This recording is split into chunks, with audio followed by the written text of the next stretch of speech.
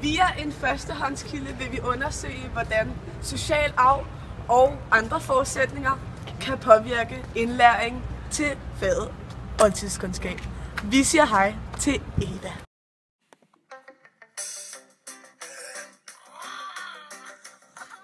Dette er Eva. Hun går i 1. klasse og er endnu ikke kommet ud af hulen. Vi vil nu følge Eva i det kommende årti.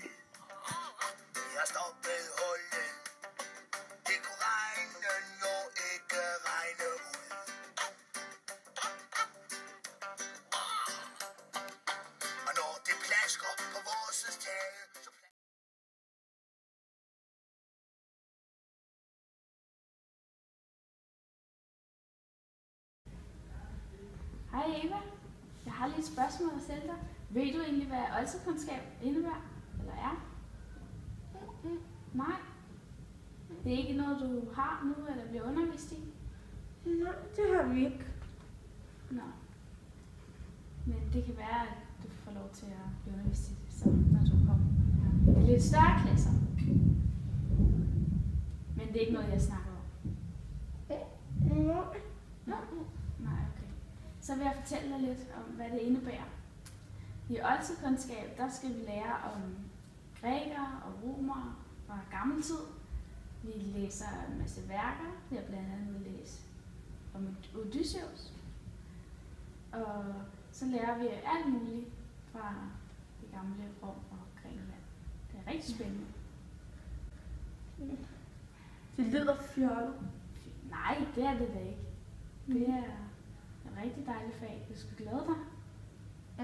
Du er fjollet.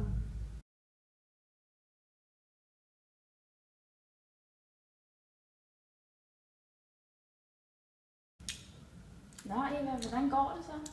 Det er nogle år siden, vi sidst har set. OK. Glæder du dig så til, at du skal i gymnasiet? Sådan ret ligeglad. Nå. Har du så fundet ud af, hvad oldtidskundskab er for noget? Hvem ved ikke det? Og hvad synes du så om faget, som du ved, hvad det er? Altså, alle mine cool venner synes bare, at ånd er mega sådan der uncool. Så tror jeg da ikke, jeg kommer til at kunne lide det. Nå, det må tiden jo vise sig.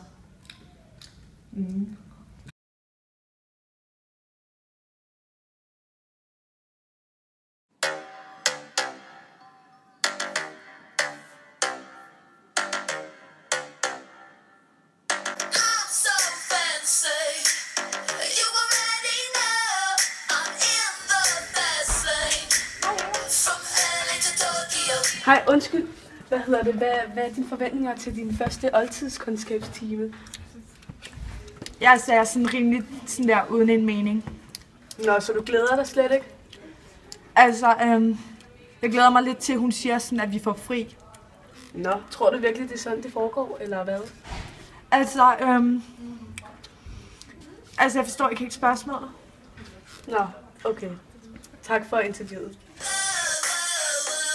Her om vores helt Odysseus, som I allerede godt ved, og som vi har snakket om 1000 gange. Så tog han fra Troja efter den trojanske krig. Så sejlede han og sejlede og oplevede en masse ting, indtil han til sidst kom hjem til Ithaka, hvor hans kone Penelopeia og hans unge søn Telemachos ventede.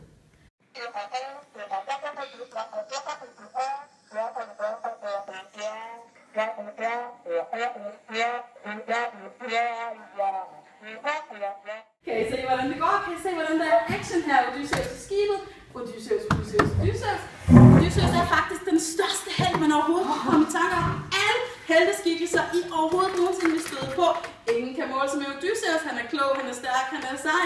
Total power på dreng. Odysseus! Faktisk er Odysseus så sej, han bør have sit eget hashtag. Odysseus! Yes! Hvor er det fedt det der, jeg mega fedt Odysseus. Han er bare den fedeste. Han er et stort idol. Nej, hvor er han fed. Er du galt, han er cool? Ja, præcis. Ej, for the win. Odysseus. Ej, hvor er det fedt. Hvad synes du så om timen i dag? Jeg synes, det var fint nok. Hvilken time? Det var bare det vildeste. Det var så fedt. Oh my god, læreren er så nice. Og faget Odysseus, han er bare den fedeste mand. Jeg skal have en plakat af ham helt sikkert. Det vi så kan konkludere er, at det handler om, hvad ørerne hører og hvad øjnene ser.